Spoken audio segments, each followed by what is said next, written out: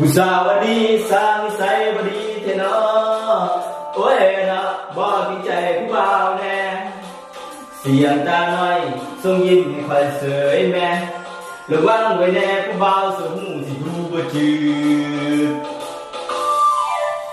คอยก็นั่งเล่นดีที่ฟรีสไต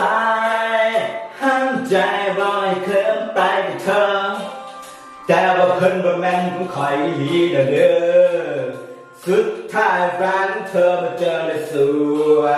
ย